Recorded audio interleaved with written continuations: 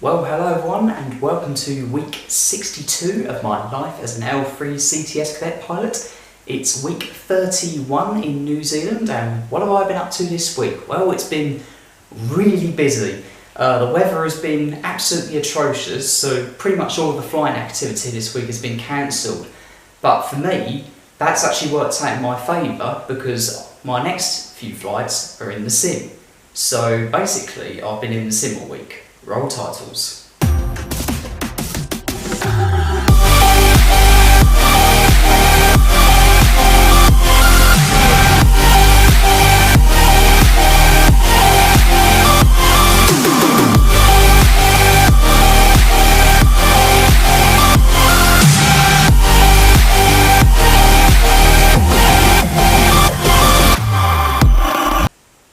So this week I've completed 4 simulator flights, but also last week I did do one of the sims, but I didn't sum it up in last week's episode because I thought I might as well do all the sims in one hit.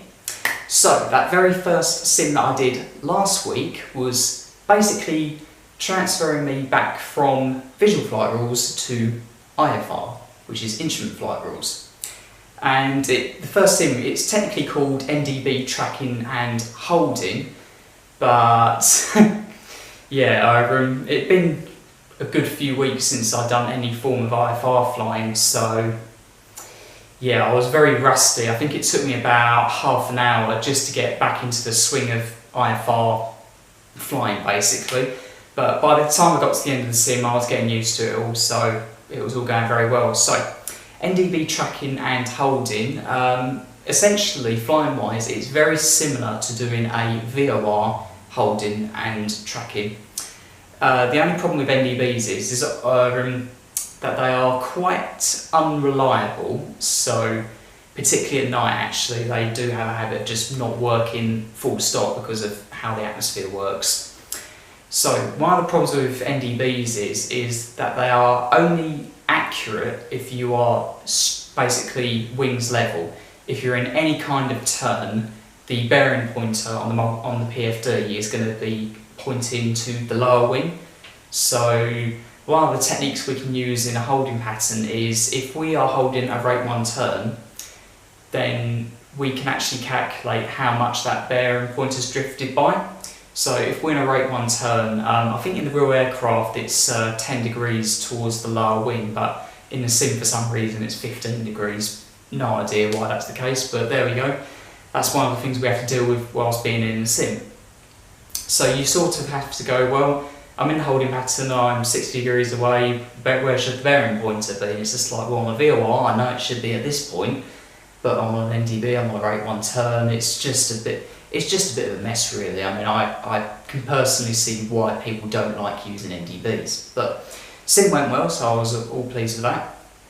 I was actually with a different instructor, so that was an added pressure I had. Not only had it been ages since I'd done IFR, but also it was with an instructor I'd never had before, so yeah, that was good fun. My second sim was ILS approaches, which ILS stands for Instrument Landing System. And this is the complete opposite to NDBs in that it is very reliable and it is probably one of the most precise forms of approach that you can do. It actually is declared a precision approach, like an NDB or a VOR is declared a non-precision approach, whereas instrument landing system is a precision approach, so we can actually go down a lot lower before we have to abort the approach. So with ILS approaches, we do actually have a bit of a problem here in New Zealand. There is a distinct lack of instrument landing systems here. We don't have one at Hamilton, we've only got a VOR, DME and NDB. So the only places we can go, I believe on North Island, Auckland's obviously got one. So Auckland up here has got one. Whanuapai, which is a military airbase, that's got one, but we can't always go in there because we have to get prior permission to go in there. And not sure if Wellington's got one, it's down here somewhere. But yeah, that's quite a long way from Hamilton. It's probably about an hour and a half flight in the Twin Star at normal cruising speeds. But of course I'm in the sim, so we did it at Auckland. And Yeah, to be brutally honest, the ILSs were actually quite easy. The hardest bit about it is the last couple of miles because it is so sensitive, and as soon as you get half scale deflection on the PFD, then you have to go around. I mean, half scale deflection once you're within a mile of the runway is going to be nothing. So the sim was 1.2 hours, but for me it was going quite well. So one of the things that we have to do in the sims is before we do our commercial pilot's license exam, we have to do a series of emergency exercises, and we try to do as many as we can in the sims. And like things that we can have fail is like landing gear can fail to deploy or retract. You can give yourself flaps failures. You can actually do actual engine failures, engine fires. Alternator failure, I think, was one I had. There's just so many things that they can do in the sim. It's brilliant. I don't think there was a single approach that I did in that lesson where nothing went wrong. So yeah, my instructor definitely made my life harder than it probably should have been, but hey ho, that was good fun. So next simulator flight was NDB holds and approaches. So we'd already covered holds in the first sim, but we basically used this sim to basically refine my holding pattern technique, work out whether I'm going to roll out inside of the inbound track or outside of it, and how do I correct for that. It's a little bit tricky, but you get used to it with NDBs. And then of course NDB approaches. Now these are particularly unreliable, as I've said already. The minimum descent altitude is actually a little bit higher than the VOR one, and certainly a lot higher than what an ILS would be. With NDB approaches, for the one at Hamilton actually, it doesn't quite come in on the runway heading like the VOR does, because the NDB beacon at Hamilton is not actually in line with the runway, it's off to one side. So when you get to minimum descent altitude, it'll probably be, runway will be like there, and I'll be coming in from the side a little bit. So you'll literally get to your minimum descent height, and then you just look up and you go, oh, my runway's a bit of a weird angle. You think you've messed the approach up. It's completely normal. I have heard actually that Taronga is has got a pretty bad reputation for looking up and going, well, where's the runway? Oh, it's over there. So yeah, looking forward to that. I'm sure that's a flight I'm definitely going to be doing at some point. So another flight that we do in the simulator is asymmetric operations in instrument meteorological conditions. So basically we're simulating an engine failure when we can't physically see out the window. Now when we fly VFR, if we have an engine failure, we do most of the controlling of the aircraft out the window. So if you can see the aircraft is yawing to the left, then you're thinking, okay, I've got to give it a boot full of right rudder, left leg is dead, left engine is dead, job done. If you can't see out the window, you've got to rely on the turn coordinator, the little ball in it. But on the Twin Stars that we have, it's displayed a little bit differently on the G1000 in that we have a balanced bar. There's a little bit of delay on that, so you know something's going wrong because that will start going a bit mad. But you have to wait for it to really slip in one direction, because if you give it a boot full of rudder in the wrong direction, you're going to put yourself in an inadvertent spin in no time. But hardest thing about asymmetrics in IMC is making sure that you're not going to fly into terrain. And one of the first questions you ask yourself, especially if you have an engine failure after takeoff, is can I maintain the climb gradient for the standard instrument departure that I'm on?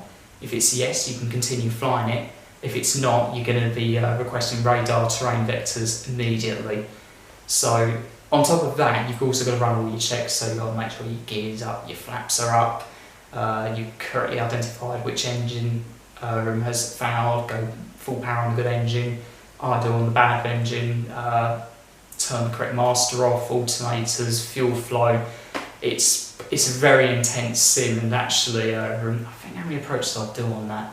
I think I did 3 approaches in asymmetric, and the sim, I find it's not very forgiving on landing. So every landing was a bit of a heavy one, but I think on pretty much every single approach, once again, my instructor was giving me various different failures. I think on one of my en route sections, I had a alternator failure. and then on top of that also have the asymmetrics to deal with. It's just, these sims are intense, but they are great fun. And like, I remember on my last landing, I was like, oh yeah, this is going really well. Coming to land, landed, and the landing gear, what was it? No, landing gear didn't collapse, it was a burst tyre, and I was like, geez, these rudders aren't responding very well. And then I stopped on the runway and I realised I couldn't move the aircraft, and I was like, oh, instructor's fouled one of the tyres. As he turned around and he's sitting behind me laughing at the instructor station. I was like, it's not funny, I want a good landing. I haven't done one for a while. Anyhow, the last sim that I did this week was DME arcs, which is distance measuring equipment. And tell you what, I'm just going to go and get my plates, because I think it's going to be easier if I just show you what a DME arc looks like. So back in a moment. So here we go. So I've got the Houghton VOR DME 18 left plate here. I'm just going to bring it up to the camera. So that's where Houghton is, that's where the VOR DME is. This is your normal VOR DME approach. But you've also got this arc out here, and you've got another arc out here. And basically the whole point of the DME arc is so you can fly a constant distance away from the airfield. So in this case 12 DME, you've got your minimum sector altitude. And then you just intercept the final approach track as if you was doing a VOR DME approach. So it takes a bit of getting used to. The whole point of doing a VOR DME is that it can be more commercially expeditious. Like if you just fly to overhead the airfield, do some holds, then go outbound, do your base turn, then come inbound, you can waste a lot of fuel and time doing that. Whereas if you're coming in and you intercept an arc, yeah, it's not the most direct route, like a standard arrival route, for example, a star, but it is much more commercially expeditious than a VOR DME approach going from the overhead. Now, if there's not much wind, these arcs are very easy to hold. You basically, say for example, the airfield's off to my left, I'd basically keep the bearing pointer pretty much pointing 90 degrees to my left, adjusting it as required, and then just monitoring the distance measuring equipment. If the number decreases, I'll maintain heading for a bit and wait for the number to increase. If I'm outside of the DME arc, so if I was on the 12 DME arc and I was showing 12.2 miles, I would probably turn in maybe 10-15 degrees and get that number to decrease. So it takes a bit getting used to, but it's actually a very fun thing to do. Interestingly though, even though in New Zealand most airfields have got a DME arc approach of some form, in the UK they are very rare, so I've got to make the most of doing that here, because probably not going to be doing one when I get back to the UK and do mention rating. So that was all my sims for this week. Very intense week. Now you probably remember for one of my previous episodes I briefly mentioned the essential knowledge quiz for the multi-engine aircraft, also known as EKQ-NE, and it's a requirement that we pass this exam for our CPL, but we didn't really know when it was going to be.